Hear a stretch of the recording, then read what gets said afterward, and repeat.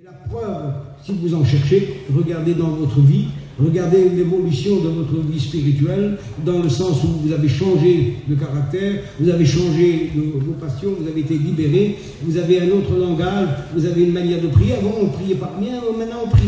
Avant, on priait les vierges, les saints, les idoles, les médailles. C'est changé. Jésus a dit, les vrais adorateurs que le Père demande, c'est ceux qui l'adorent en esprit et en vérité. Donc, on va vous dire l'image. Les vrais adorateurs l'adorent en esprit et en vérité. Alors, je disais encore ceci dans ce passage parce que c'est important, j'ai pris ce petit document avec moi. Dieu, Romains 8, verset 3, Dieu a condamné le péché dans la chair. Il n'a pas dit dans l'esprit, il a dit dans la chair. En envoyant à cause du péché son propre Fils dans une chair semblable à celle du péché. Il fallait donc un coupable. Christ a vécu une vie exemplaire, une vie sans péché. Jésus-Christ est l'homme le plus juste, le plus pur et le plus innocent que notre planète Terre ait porté. Alors comment expliquer bibliquement qu'il est devenu semblable au levain de l'humanité? Or, vous le savez, Jésus a paru pour ôter les péchés. 1 Jean chapitre 3, verset 5. Et il n'y a point en lui de péché. C'est bien précisé. Sinon, si Jésus était un pécheur, il serait mort pour rien. Nous serions tous ici en train de perdre notre temps. Or, il est venu pour ôter le péché, et en lui, il n'y a point de péché. Christ aussi a souffert, 1 Pierre chapitre 3 verset 18, Christ aussi a souffert une fois pour les péchés, lui juste pour des injustes, afin de nous amener à Dieu, ayant été mis à mort quant à la chair, mais ayant été rendu vivant par l'esprit. C'est dans la chair que le péché a été condamné, pas dans son âme, pas dans son esprit, mais pourtant il a éprouvé toutes les affres, toutes les angoisses et les tristesses du péché. Je passe rapidement. Hébreux chapitre 7, verset 28, il est dit: Dieu a établi le Fils qui est parfait pour l'éternité. Le Fils qui est parfait, il a établi dans ses positions pour l'éternité. Alors nous avons affaire à quelqu'un qui nous aime. C'est touchant de savoir que quelqu'un nous aime. Alors je pensais le soir sur mon lit, je dis: Seigneur Jésus, c'est pas possible. Alors que tu es dans la gloire, c'était ta prière. Père, je veux que là où je suis, ceux que tu m'as donnés soient aussi, afin qu'ils voient ma gloire, celle que j'avais auprès de toi, avant que le monde fût. Donc il était toujours préexistant.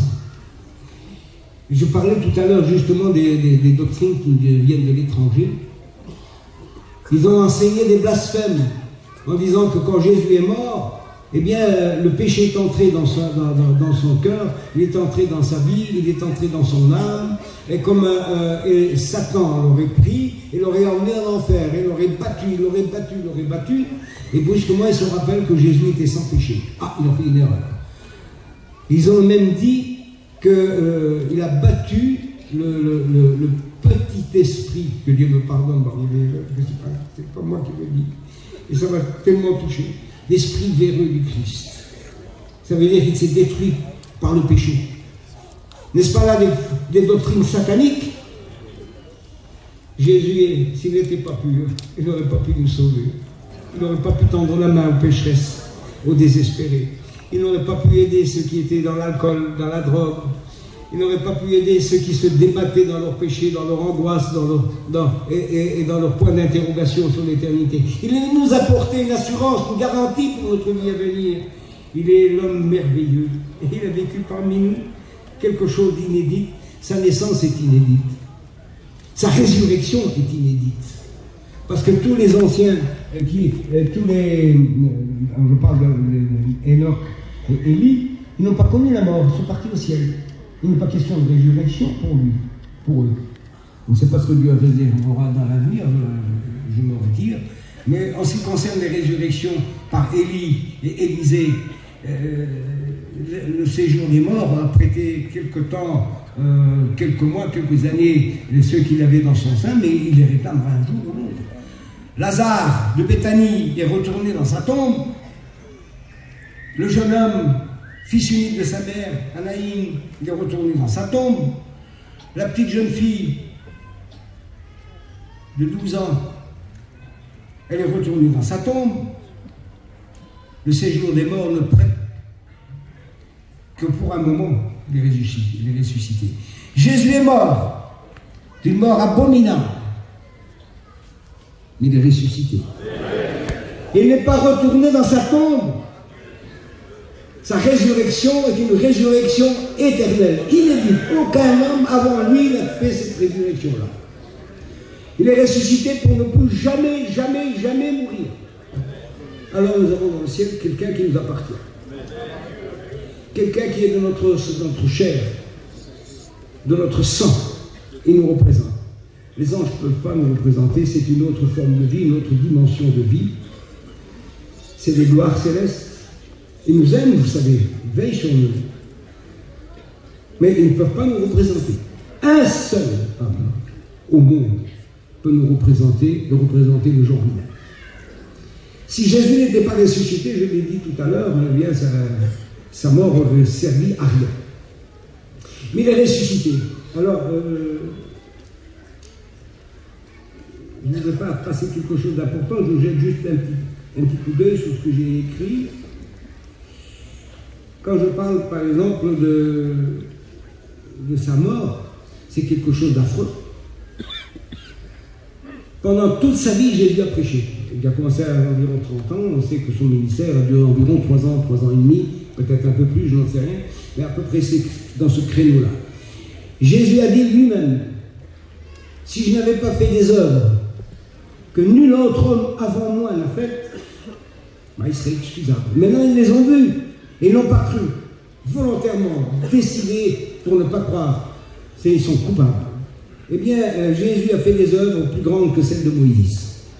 Moïse, dans toute la trace de son ministère, il y a des milliers de morts, des épidémies, des pestes, le feu, la terre qui s'ouvre. C'est quelque chose d'extraordinaire. Ah, d'ailleurs, le Deutéronome nous dit, il n'est plus parmi de prophète semblable à Moïse, qui par les œuvres qu'il a faites, peut lui être égalé. Il a écrit ça il y a longtemps. Moi, je peux lui dire, celui qui a terminé le livre de Deutéronome, ici, il y en a un autre, qui a fait des œuvres plus grandes. Il a tendu la main aux pécheurs, aux pécheresses. Il a guéri les malades. Il a rendu la vue aux aveugles. Il a fait marcher les paralytiques. Il était ému de compassion, aux larmes, devant la tombe de Lazare, ce même. La loi, c'était la loi. Jésus était l'amour même. Sans excuser le péché, ni le banaliser, il est venu pour subir le châtiment que tous les hommes devaient subir. C'est pour cela qu'il est le levain que l'on retrouve dans la pâte, qui fait lever la pâte. Il a été ajouté au genre humain et il a vécu dans le monde, au milieu des hommes, mais en contraste, parce qu'il n'a jamais commis de péché. Je l'aime Jésus, vous l'aimez, nous l'adorons. Alors il a dit, si je regarde par exemple Ésaïe 53, il était blessé pour nos péchés. Ce sont nos souffrances qu'il a portées.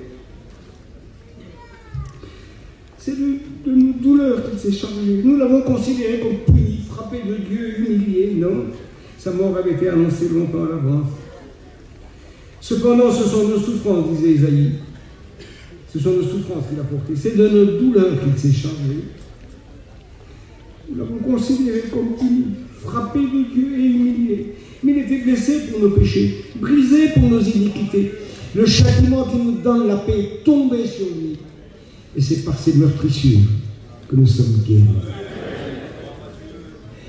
Ça devrait inciter les chrétiens à aimer davantage le Seigneur. Parmi ceux de sa génération, qui a cru qu'il était vraiment puni pour nous frapper pour nos péchés? Et il ajoute encore, on a mis son sépulcre parmi les méchants, son tombeau avec le riche, quoiqu'il n'eût point commis de violence et qu'il n'eût point eu de fraude dans sa bouche.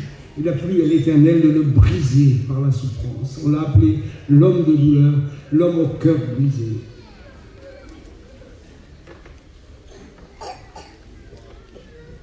Après avoir livré sa vie pour le péché, il y aura une postérité et il prolongera ses jours.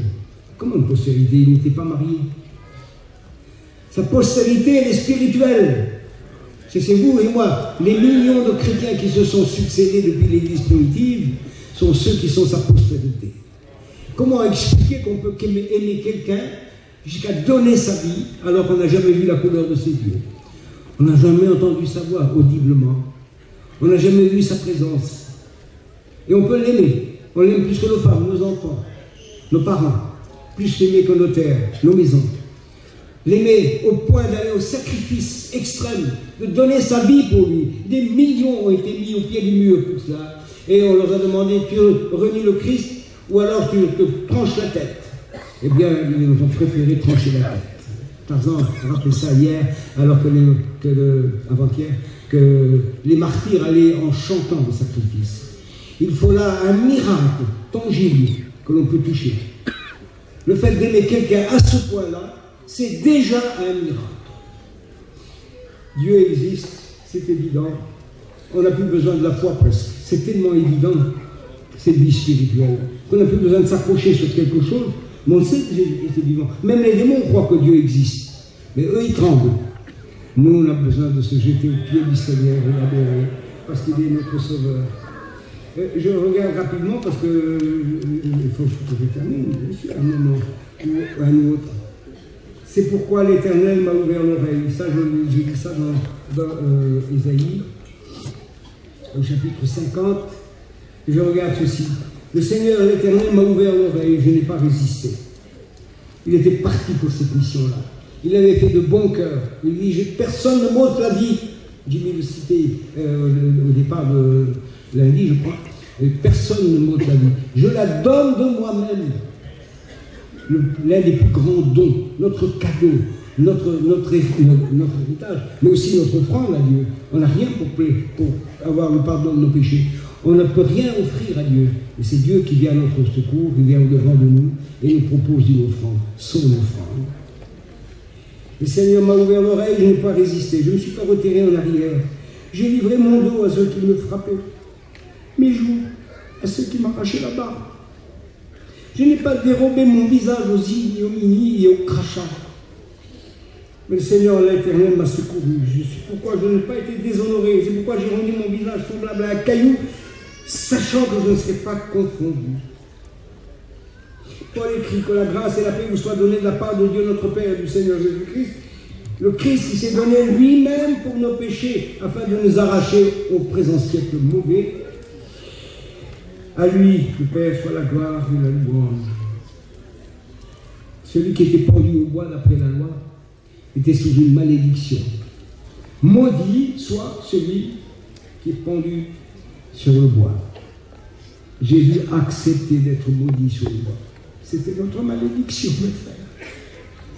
C'était le juste châtiment que nous méritions tous les hommes de la planète le méritent. C'est lui qui a pris notre place. Tu ne peux pas payer mon coup, mais toi à côté.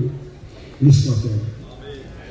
Il est monté volontairement à la croix du Calvaire. On a percé ses mains, ses pieds. Son côté. Alors, Psaume 22, il dit, mon Dieu, pourquoi m'as-tu abandonné? Et t'éloignes-tu sans écouter mes plaintes? Je crie à toi le jour, tu ne réponds pas la nuit. Je n'ai point de repos, pourtant tu es le Saint. Tu sièges au milieu des louanges d'Israël.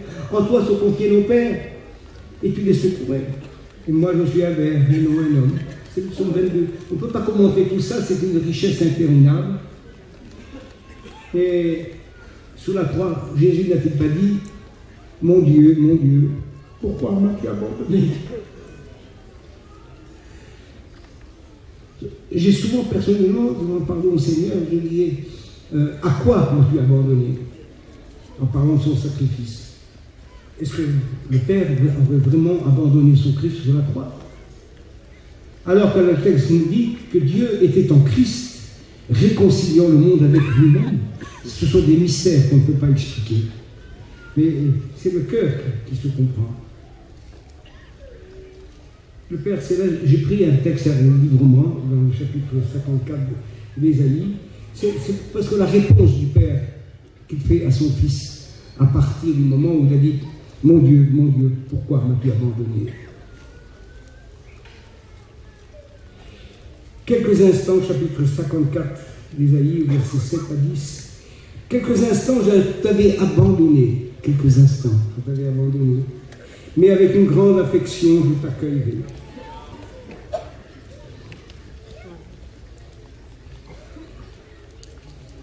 Dans un instant de colère, je t'avais un moment dérobé ma face. Mais avec un amour éternel, j'aurai compassion de toi. Évidemment, ça concerne Israël, mais c'est prophétique. Mais avec un amour éternel, j'aurai compassion de toi, dit ton Rédempteur, l'Éternel. Il en sera pour moi comme des eaux de Noé. J'avais juré que les eaux de Noé ne se répandraient plus jamais sur la terre. Je jure de même de ne plus m'irriter contre toi et de ne plus te menacer. Quand les montagnes s'éloigneraient, quand les collines chancelleraient, mon amour ne s'éloignera point de toi. Et mon alliance de paix ne chancellera point, dit l'Éternel, qui a compassion de toi. Et au travers de cette compassion, on se retrouve. À un moment donné, il nous avait dérobé aussi sa face. Le péché nous avait envahi. Et puis il nous assure que nous ne serons pas abandonnés, nous-mêmes. Quand les montagnes s'éloigneraient, quand les collines chancelleraient, mon amour ne s'éloignera point de toi. 1 Jean chapitre 2, verset 1er. Mes petits enfants, je vous écris ces choses afin que vous ne péchiez point. Si quelqu'un a péché, nous avons un avocat auprès du Père. Qui, chrétienne, n'a pas un jour été humilié, complexé par une faute, par un péché quelconque, avec ce besoin de venir demander pardon à Dieu, et parfois désespéré, il a dit, est-ce qu'il va me pardonner? Bah, vous dites, j'ai fait quelque chose. Et il a dit, nous avons un avocat. Aussi, celui qui est parti devant nous, c'est un avocat. Et il viendra plaider notre cause. Je regarde encore, dans tous les textes que nous en avons examinés, j'en ai passé beaucoup évidemment, nous constatons que le Christ Jésus est sans péché, innocent, juste, et personne ne peut le confondre avec quelconque péché, ni même le diable qui n'a rien à lui reprocher. Il fallait donc que celui qui a pris sur lui la condamnation des hommes, de l'humanité, soit innocent. Et il est réellement sans tache, pur, innocent de toute éternité. Il était la seule personne dans tout l'univers, autant sur la terre que dans le ciel, à prendre cette lourde tâche de sauver l'humanité. Et il a tellement bien fait. Alors la masse du pain dans laquelle la femme y a mis du levain, qui peut-être bien être la première femme de l'univers? Ève, c'est sans aucun doute. Mais il y a aussi Marie, sa mère, qui l'a mis au monde en lui communiquant justement la nature humaine avec ses faiblesses et son hérédité. Le temps, pardonnez-moi les sœurs, le temps où Marie devait avoir son enfant étant accompli, tout le monde sait que c'est au bout de 9 mois. Rien que ça est déjà une preuve que Jésus-Christ est un homme, un être humain comme vous et moi. Non, Jésus, pardonne, le Seigneur me pardonne. Il n'est pas né dans une bonbonne, il n'est pas né dans une bouteille. Il est né dans un corps de femme. Et ça, il faut que vous le sachiez. Alors, lorsque l'agneau de la Pâque avait été immolé, tout de suite et sans interruption, suivait la fête des pains sans levain. Nous comprenons un petit peu mieux maintenant ce que vous voulez dire l'apôtre Saint Paul. Jusque-là, il fallait nettoyer les maisons avec le levain. Quand la Pâque, le soir de la Pâque, entre les deux soirs, l'agneau était immolé, commençait sans interruption la fête qui durait jusqu'au 21e jour du mois, c'est-à-dire 7 jours. Pendant 7 jours, on mangeait des pains sans levain, mais nous, ce n'est pas pendant 7 jours. Le 7, c'est le symbole de la perfection. Ce sera pour l'éternité. Notre fête est commencée, elle continuera dans le ciel éternellement, parce que Christ a porté nos péchés dans son corps. Alors, c'est pourquoi que par un seul homme, le péché est entré dans le monde, et par le péché, la mort, et qu'ainsi la mort s'est étendue sur tous les hommes. Vous connaissez ce passage. Alors, la loi condamnait tous les hommes, la grâce ôte le péché. L'Ancien Testament, ils étaient couverts provisoirement parce que les animaux qui étaient sacrifiés dans le temple ne pouvaient pas ressusciter. Ils ne pouvaient pas aller au ciel pour plaider pour nous. Ils ne pouvaient rien faire pour nous. Ils étaient obligés de recommencer interminablement les mêmes sacrifices, les mêmes rites. Pourquoi? C'est le fait qu'il fallait toujours recommencer, c'est que le sang des animaux maintenait à un moment le bras justifié de Dieu et empêchait de punir les coupables, en attendant le temps d'une réformation que Jésus viendra faire. Alors, je vais aller vers la conclusion. Ainsi donc, comme par une seule offense, d'Adam, la condamnation a atteint tous les hommes, c'est clair. De même, par un seul acte de justice, la justification qui donne la vie s'étend sur tous les hommes. Merci mon bon Jésus d'amour. Par Jésus-Christ, tous les hommes peuvent maintenant trouver le chemin qui mène au Seigneur. Le chemin large, détournez-vous-en. Un petit chemin étroit. On n'a pas porté câble, Jésus. Aujourd'hui, on vit une laïcité dans notre monde dans laquelle on ne veut pas de Dieu. C'est le petit chemin étroit. Il y en a peu qui le trouvent, ce petit chemin. Mais au bout, même s'il est resserré, même si c'est une vie de piété qui nous incombe à changer de vie, de moralité et de tout, eh bien, ce chemin-là nous mène à la vie éternelle. Vous avez reçu le salut? Restez-y. Si vous êtes dans le salut, alors faites des œuvres qui vous conserveront dans le salut, non pas pour le mériter, mais pour ne pas le perdre. C'est différent. Suivons maintenant, à un moment donné, où Jésus est devenu le levain dans la pâte. Où a-t-il pu commencer? Où l'histoire de l'humanité, de Jésus-Christ, était venue vraiment dans le pain qui va gonfler. Bien sûr, c'est par sa naissance. On l'a prouvé par les deux généalogies et par sa manière d'expliquer les choses. Mais regardez au chapitre 14 de Marc, verset 32. Il faudrait beaucoup de temps pour l'expliquer, mais quand même, suivons maintenant le Seigneur Jésus depuis le jardin des Oliviers jusqu'à sa crucifixion à Golgotha. On le fera pas parce que c'est trop long. Mais simplement, relevez quelques détails. Ils allèrent ensuite dans un lieu appelé Gethsémani, et Jésus dit à ses disciples, asseyez-vous ici pendant que je prierai. Parce que Jésus priait. Il priait avec une Pierre, Jacques et Jean, et il commença à éprouver de la frayeur et des angoisses. Il dit, mon âme est triste jusqu'à la mort. Le péché était sur lui. Il est devenu la pâte, le levain de la pâte, et le péché allait se venger sur lui. Restez ici, éveillé pendant quelque temps. Et il s'éloigna d'eux. Il disait, Abba, c'est le mot araméen qui signifie Père.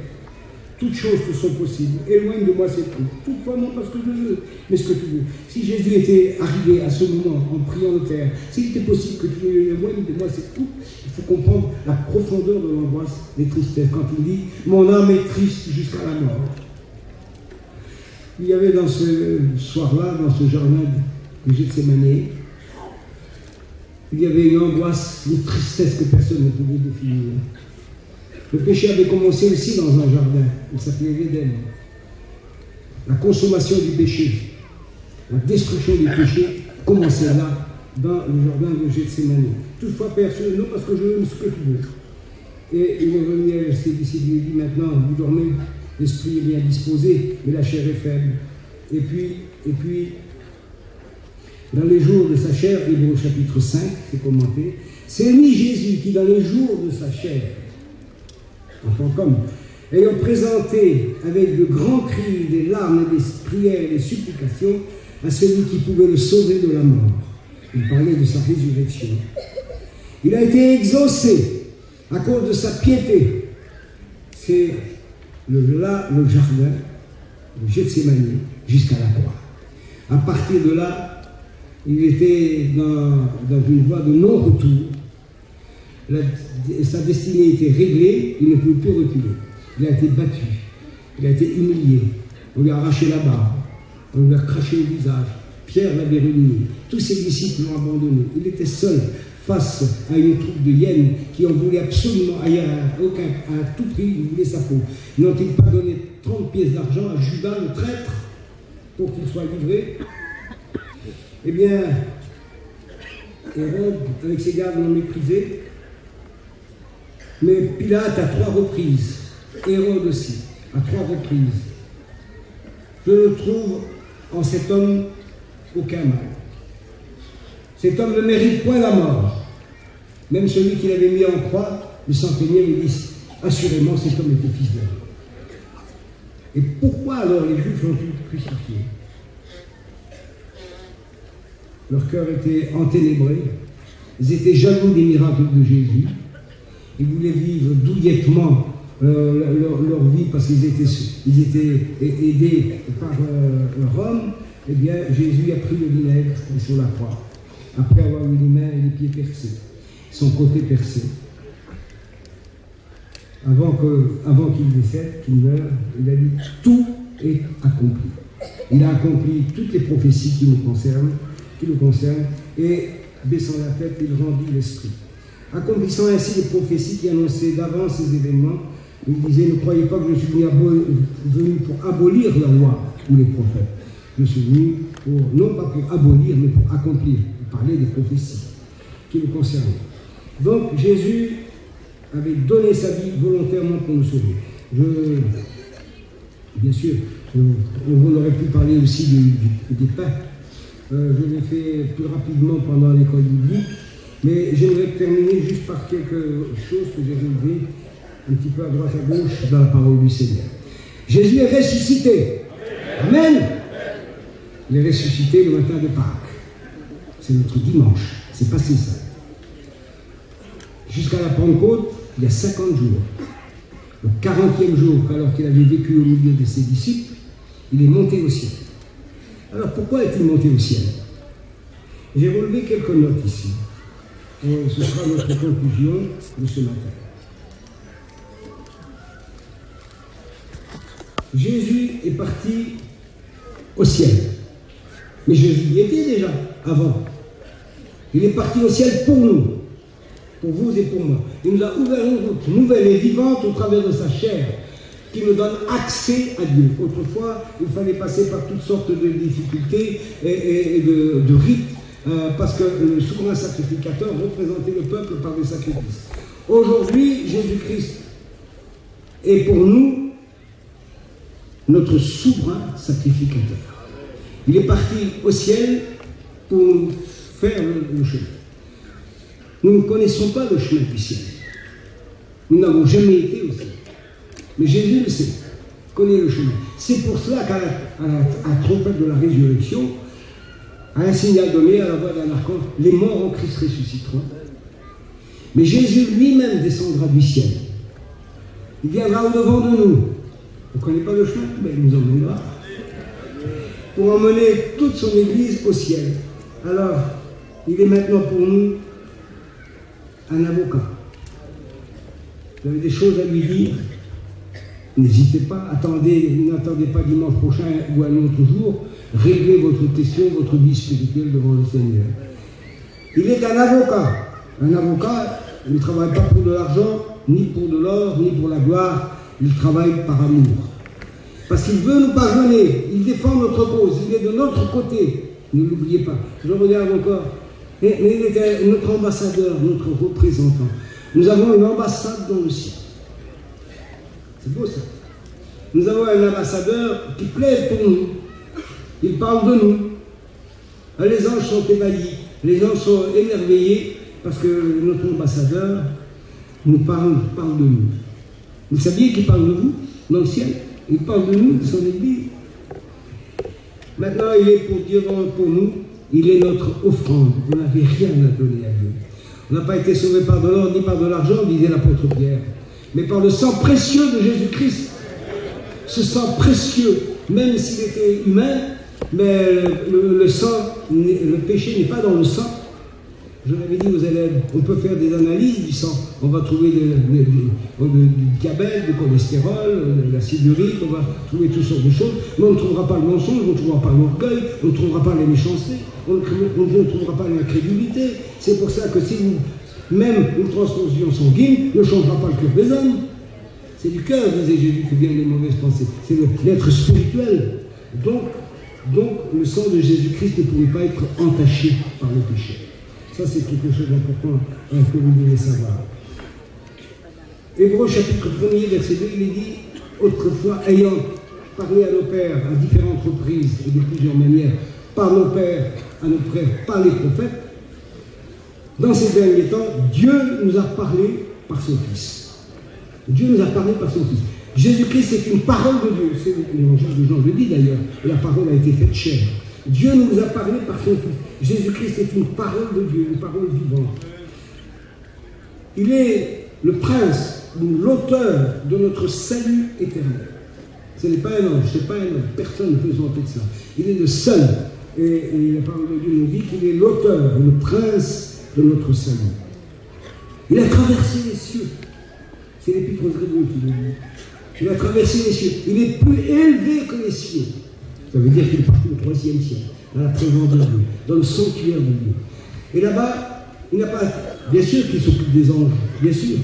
Mais sa mission, en tant que souverain sacrificateur et représentant de l'humanité, il nous représente, il parle de nous. Il a traversé tous les cieux, il nous a frayé la route. Il n'a pas mis des panneaux indicateurs. Il viendra lui-même, il nous prendra par la main pour nous y mener. Il a traversé tous les cieux. Il est entré pour toujours, pas pour quelques instants, quelques mois, pour toujours, il est entré dans le lieu très saint. Donc, son statut de souverain sacrificateur durera éternellement. Les mots que je dis, je les ai trouvés dans la Bible. Il comparait pour nous devant la face de Dieu. Il comparait pour nous. Il se présente devant Dieu pour nous. Chaque fois qu'un pécheur, une pécheresse se repent, il demande pardon à Dieu. Le Christ se lève, notre avocat, notre ambassadeur. Et il présente le dossier de celui qui demande pardon et grâce. Jamais il n'a perdu un procès. Il a toujours tendu la main à celui qui demandait pardon.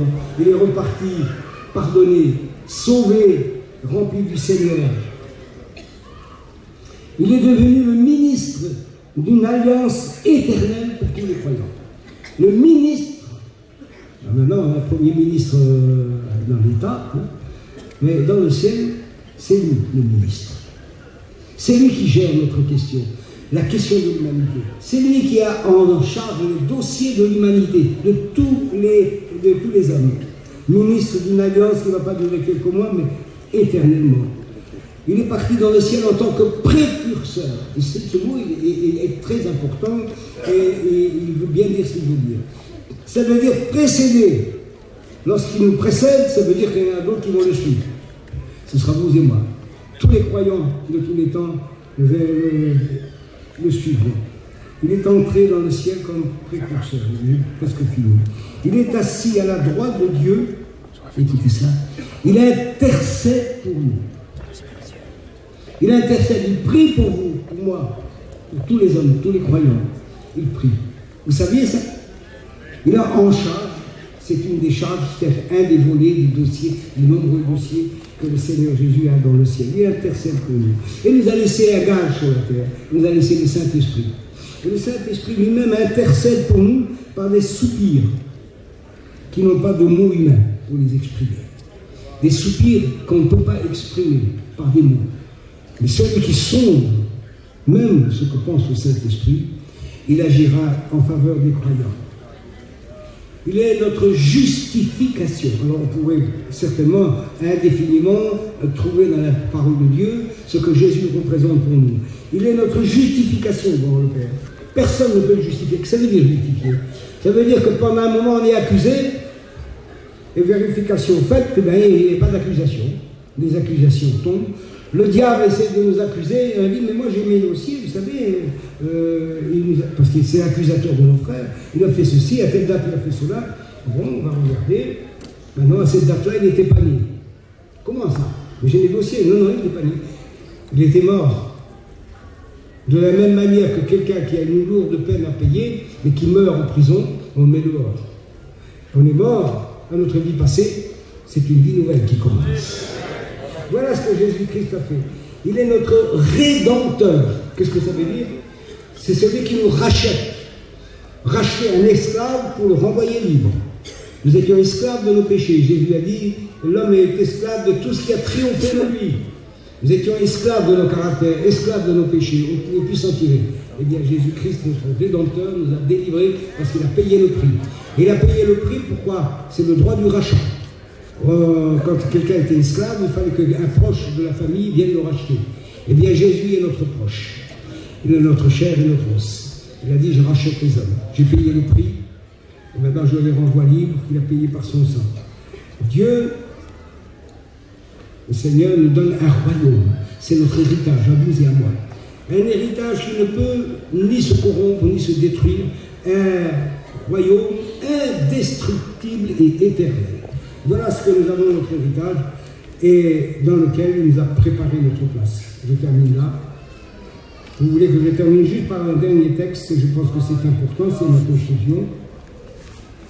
On aurait pu conclure de différentes manières, mais quand on commence à descendre, on ne sait pas comment les choses se dérouleront. Jean chapitre 14, vous connaissez ce passage. Il y a plusieurs demeures dans la maison de mon Père.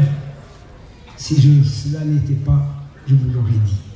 Mais maintenant, je m'en vais vous préparer une place. Et lorsqu'elle sera prête, je reviendrai. Je vous prendrai avec moi, afin que là où je suis, vous y soyez aussi.